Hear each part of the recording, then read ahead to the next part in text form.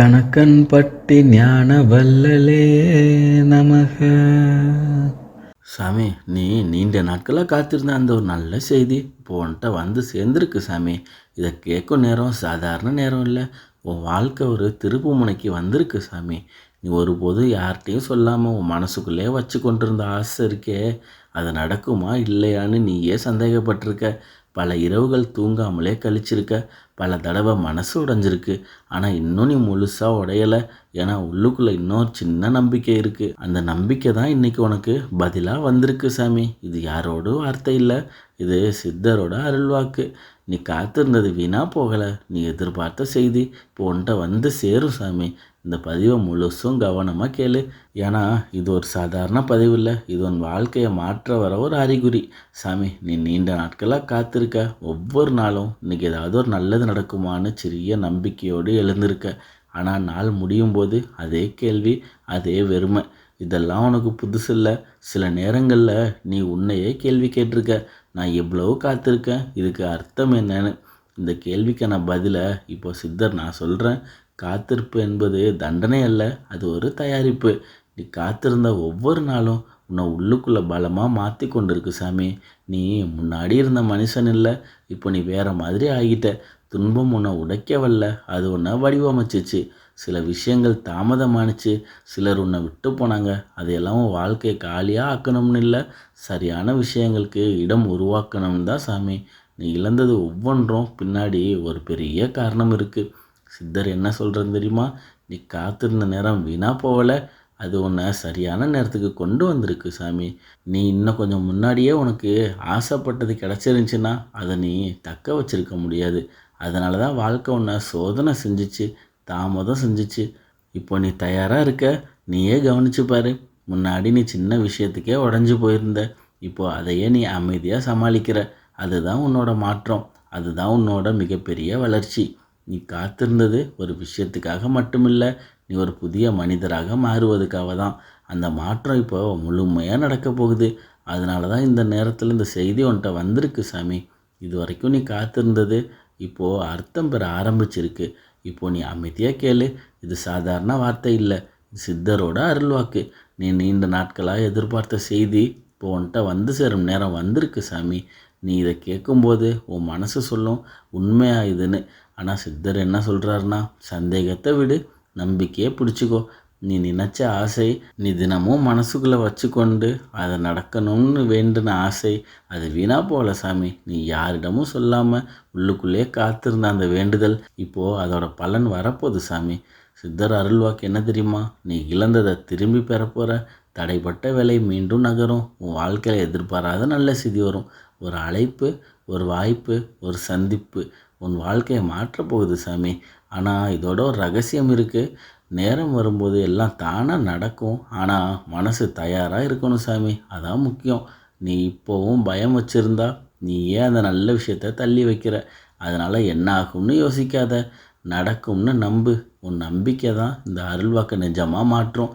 இன்னொரு விஷயம் இருக்குது, உனக்கு வரப்போகிற நல்லது நீ நினச்சதை காட்டிலும் பெருசாக இருக்கும். அதனால தான் இந்த தாமதம். சின்ன விஷயத்துக்கு நீ காத்திருக்கலை, ஒரு பெரிய மாற்றத்துக்காக காத்திருந்த.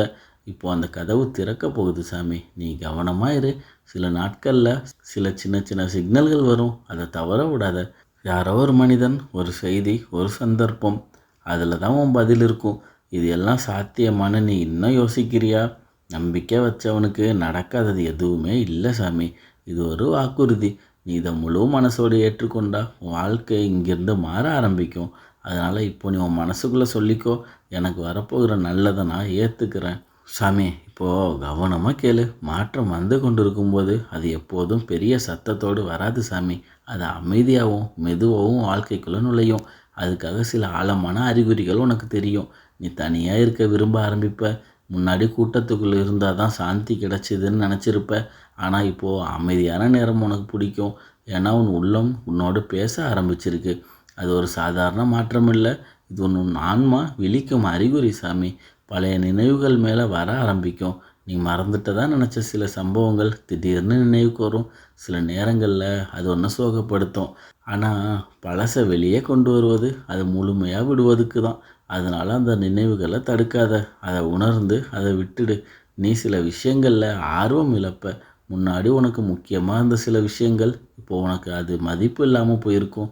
நீயே யோசிப்ப, நான் ஏன் இப்படி மாறிட்டேன்னு. ஆனால் உண்மை என்னென்னா, நீ உயர்ந்துக்கிட்டு இருக்க சாமி. அதனால தான் சில பழைய விஷயங்கள் உன்னோட பொருந்தாது.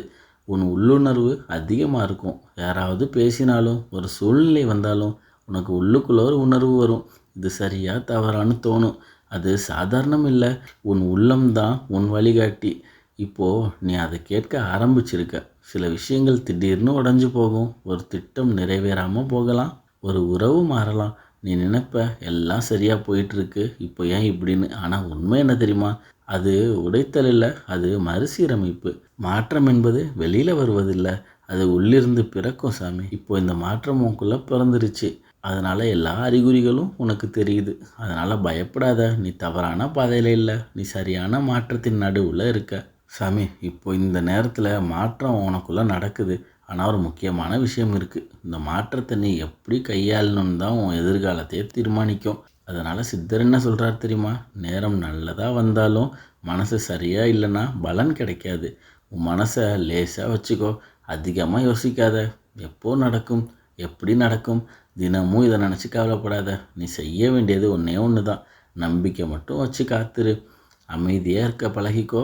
ஒவ்வொரு நாளும் குறைஞ்சது 5லேருந்து 10 நிமிஷம் அமைதியாக இரு. ஃபோன் எதுவும் யூஸ் பண்ணாத. சத்தம் இல்லாத இடத்துல அமைதியாக உட்காரு. உன் மூச்சை மட்டும் கவனிச்சிட்டு இரு. அதில் தான் உன் தெளிவு இருக்குது. உன் வார்த்தையை கவனித்து பேசு. எனக்கு ஆகாது, என் வாழ்க்கை இப்படி தான்னு சொல்லாத. அதுக்கு பதிலாக எனக்கு நல்லது நடக்குது, நான் முன்னேறிக்கிட்டே இருக்கேன்னு சொல்லு. உன் வார்த்தை தான் உன் வாழ்க்கையை வடிவமைக்கும். யாருக்கும் தீங்கு நினைக்காத. உன்னை காயப்படுத்துகிறவங்களுக்கு கூட அவர்களை மனசுக்குள்ளே விடு. ஏன்னா உன் மனசு சுத்தமாக இருந்தால் தான் நல்ல விஷயங்கள் நீங்காமல் வரும். சித்தர் ஒரு எளிய ரகசியம் சொல்கிறாரு, என்ன தெரியுமா? நீ ஓட வேணாம், நீ தள்ள வேணாம், நீ அமைதியாக இரு. வாழ்க்கை உன்னை சரியான இடத்துக்கு கொண்டு போகும். அதனால் இப்போ நீ செய்ய வேண்டியது ஒன்றே ஒன்று தான். நம்பிக்கை, அமைதி, நல்ல மனசு. இந்த 3ஐயும் பிடிச்சிக்கோ. பிறகு நீ காத்திருந்த வாழ்க்கை உன்கிட்ட வந்து சேரும் சாமி. இப்போ வர நீ கேட்டது சாதாரண வார்த்தை இல்லை. இது உன் வாழ்க்கைக்காக வந்த ஒரு அறிகுறி. நீ நீண்ட நாட்களாக காத்திருந்த. சில நேரங்களில் உடஞ்சும் போயிருக்க, சில நேரங்களில் தனியாகவும் உணர்ந்திருக்க. ஆனால் நீ கைவிடப்படலை. அதனால தான் இப்போது இந்த நேரத்தில் இந்த செய்தி உன்கிட்ட வந்து சேர்ந்துருக்கு சாமி. நீ கடந்த பாதை கடினமானது, ஆனால் நீ போகும் பாதை இனிமையானது சாமி. இது ஒரு முடிவு இல்லை, இது ஒரு புதிய ஆரம்பம். இப்போல இருந்து சின்ன சின்ன நல்ல மாற்றங்கள் நடக்கும். அது மெதுவாக பெரிய வெற்றியாக மாறும் சாமி. நீ கவனமாக இரு, நீ நம்பிக்கையோடு இரு. முக்கியமாக நீ உன்னையே நம்பு. இப்போது நான் உன்கிட்ட ஒரு கேள்வி கேட்குறேன். நீ இவ்வளவு நாள் காத்திருந்த வாழ்க்கையை இப்போ ஏற்றுக்கொள்ள தயாராக இருக்கியா? உன் மனசு என்ன சொல்லுது? இந்த தருணம் தான் உன்னோட திருப்பு முனை. சித்தர் அருள் எப்போதும் உன்னோட இருக்குது. நீ எடுத்து வைக்கும் அந்த அடியிலேருந்து நல்லது ஆரம்பமாகட்டும் சாமி.